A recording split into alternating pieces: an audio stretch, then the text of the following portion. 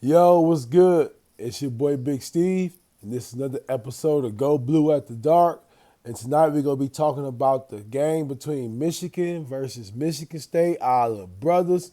Michigan got the dub today, 29-7. Sloppy win, but it's a win. Y'all gonna have to excuse me. I've been feeling bad all week, feeling a little better today. So decided to go ahead and try to make another video. Yeah, all right, we'll get into it. Michigan got the dub, 29-27. J.J. McCarty, 15 of 25 for 167 yards, one touchdown. Blake Corum, 33 for 181 and one touchdown. And real quick, like I said, it was an ugly win, but we got the dub. First off, like touch on, we got to find out what's going on with these receivers. For some reason, I don't know if it's the play calling or we just don't got no receivers, but we cannot find a mismatch. It's no separation, no just throw it up and use your height, no speed and space, nothing. It was just horrible as far as the receiving core go. And we got to fix that. We got to fix that. I don't think we're going to be able to win a Big Ten title or make it to the playoffs with relying on field goals. So we got to fix that. I really don't know what to say. Like, I don't know if it's the play calling where we just conservative and we won't, just move the ball, or we just cannot get separation. And it seemed like it's too much horizontal passing or check downs. And once again, that's Cade McNamara. The difference is JJ can get you 54 yards on 7 carries. But right now with this, it's not looking like an offense we felt was going to take us to the next level. Your receivers, Lou Schoonmaker, 5 catches, 70 yards. Rodney Bell, 4 catches for 53. Donovan Edwards, 3 for 38. Everybody else just had to catch or something. Offensive line in the run game looked great. Pass protection looked great as well. So offensive line dominated today. Kind of moved the ball, but this receiving, we have to fix it. We have to fix it. The red zone, it's good that we're getting points, but we got to start getting touchdowns. I think we had like 5 field goals today, got in the red zone, and it just looked so hard. For some reason, Harbaugh has always been a great coach no matter where he went, but he cannot scope in the red zone to save his damn life. And I don't know what that's from. I don't know what's going on with Eldrin Anthony. I felt like he was one of Michigan receivers that you can, throw the jump ball to in the end zone, let him use his height. He can jump. But I don't know what's going on. And we got to fix it quick because we not go be at a 167 our way through the Big Ten championship and playoffs. So it's a typical Michigan game. Running back did their thing, offensive line did their thing, and there was a ball control. I think we had the ball for like 40 minutes today, 41 minutes today, 19. We dominated the game. It was just such an ugly game because we could not score in the red zone. Not only we couldn't score, we just looked like we didn't know what to do at all. I'm surprised we was able to get some field goals because I was expecting to hit some boos. Especially that quarterback sneak, set up the field goal. Come on, man. But we got to figure out what's going on with these receivers. Give A.J. Henning a chance. Figure out something. Audra Ethne. Cornelius Johnson sucks.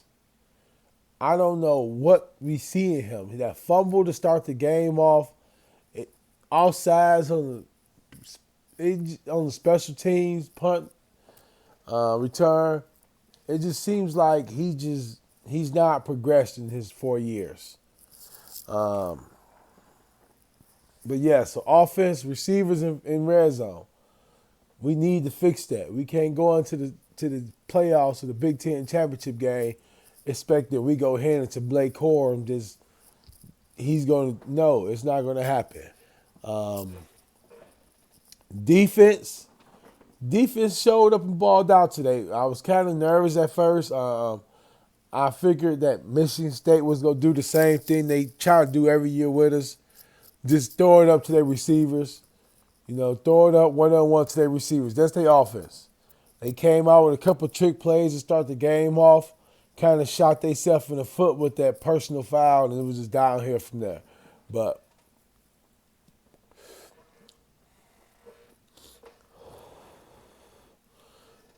all along, defense held their quarterback to 17-30 for 215, a touchdown and a pick.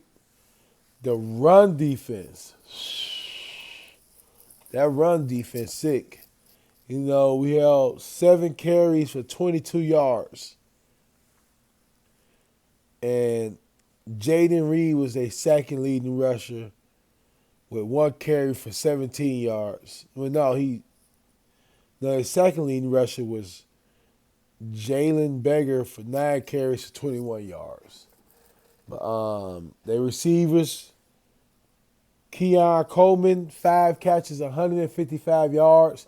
He's a big dude, and I kind of figured that was going to be their thing. They're going to hope we get one safety this deep and just attack that corner with Coleman. They did it. I'm glad we adjusted at halftime. It seemed like, Michigan got smart and finally started playing 2 half safeties. We got some short, we don't really got big corners outside of Will Johnson. And I don't know if, Green got hurt or just got benched. But Will Johnson came in and did his thing. So I won't be surprised if we come out next week and Will Johnson, I ain't going to say the starter, but it's a possibility. But that was their whole game. Throw it up to Coleman and hope something can happen.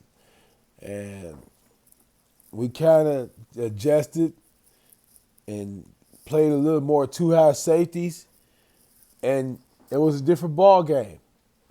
It was a different ball game after that. We got a pick.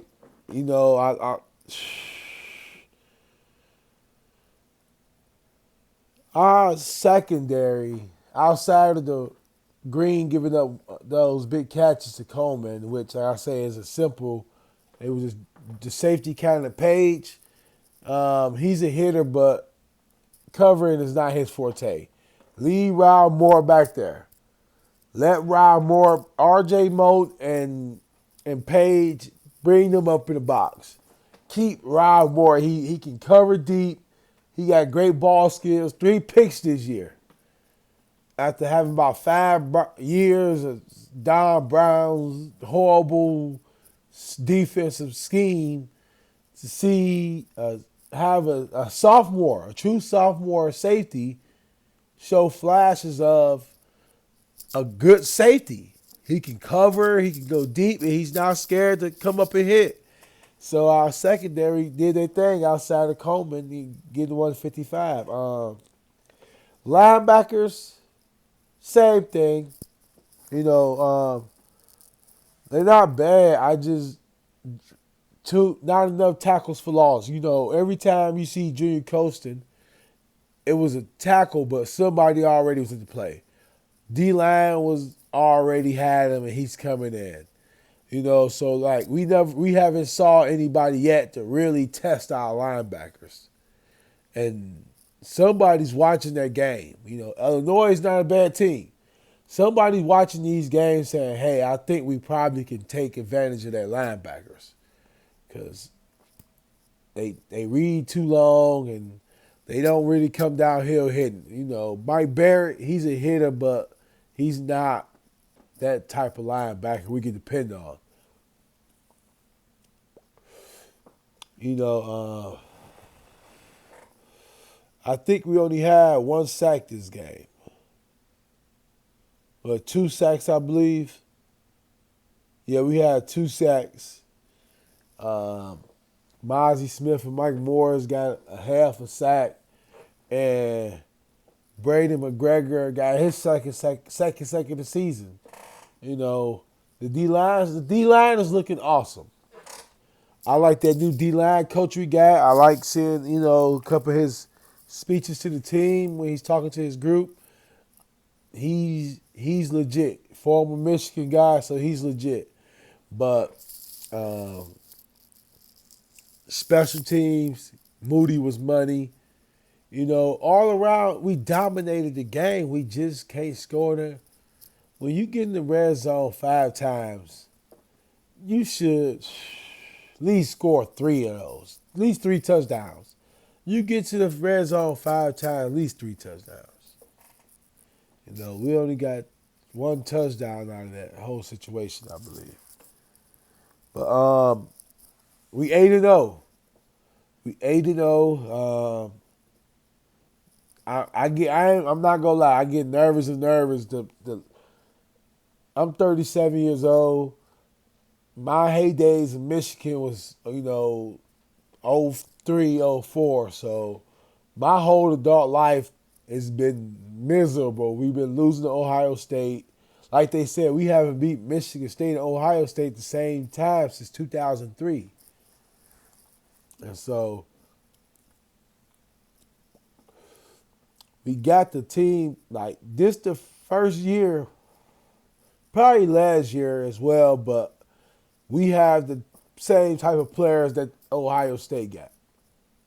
For the longest, I always looked at it like, yeah, they just got better players than us. We had Jabril that 1 year where that defense kind of shocked everything. Harbaugh second year, and it kind of made some noise, and we almost beat them to that 4th down play. We felt we stopped them on. I felt we stopped them on, but hey.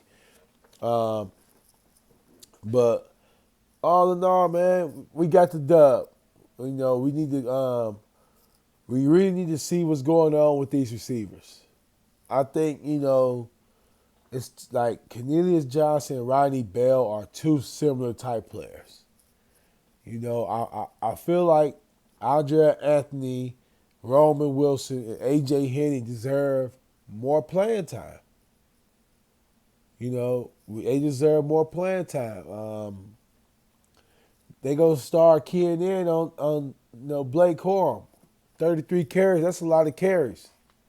It's only finna get colder. You wanna make sure those running backs are fresh. Going into November, those cold games. That's when you really want to pound it. You don't want to wait till the end of November to try to see. All right, now we finna try to pass the ball. That can be a disaster. But defense, Mozzie Smith, if he hasn't worked himself into a first round player, I don't know, because he's looking like one of the top D linemen in the nation. The way he controls that line of scrimmage and getting tackles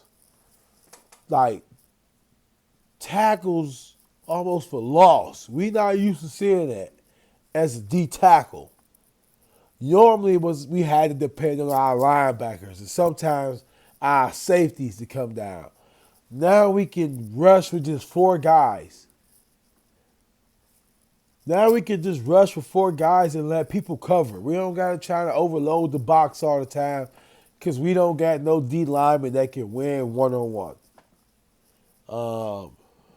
Mike Morris, he had a half a sack. Chris Jenkins balled out, man.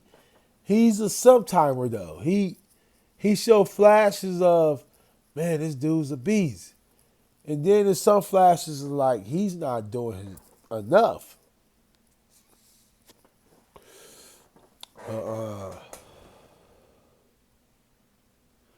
Mason Graham, had a tackle, man. He grabbed like one arm. The dude's a beast.